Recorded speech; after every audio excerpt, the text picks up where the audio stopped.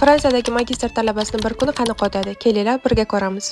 Ertalabdan uyg'onib, birinchi zalga keldim. Bugun yakshanba bo'lgani uchun zalda deyarli hech kim yo'q ekan. Vaqtdan foydalanib, sizlarga ham zalda o'zgina obzor qilib video qilib oldim. Odatda kardiodan boshlayman. Bugun ham 20 minut kardio qilgandan keyin ozgina leg pressda mashq qildim. 1 soatcha mashq qilgandan keyin to'g'ri uyga qaytdim. Bozorlik qilishim kerak edi. Uyga qaytib, kiyimlarimni almashtirib, bozorlik qilish uchun Leclerc marketga keldim.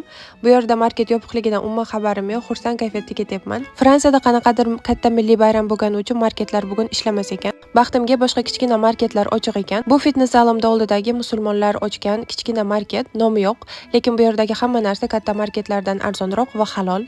Bir amallab bozorlik qilib olgandan keyin uyga qaytdim. Uyga kelib birinchi raspakovka video oldim. Videoda sizlarga olgan narsalarim va narxlari bilan ko'rsatganman, profilimdan topsanglar bo'ladi. Kechqurun ovqatlangandan keyin esa yana 10 ming qadam yurishga chiqdim. Bu oralar har kun kechqurun 10 ming qadam yurishga harakat qilaman, guys. Bahonada sizlarga Fransiyani bo'm-bo'sh ko'chalarini ham video qoldim. Uyga kelib birinchi detoks choy qildim va o'zim yaxshi ko'radigan kitobni o'qib kunni tugatdim. Bye.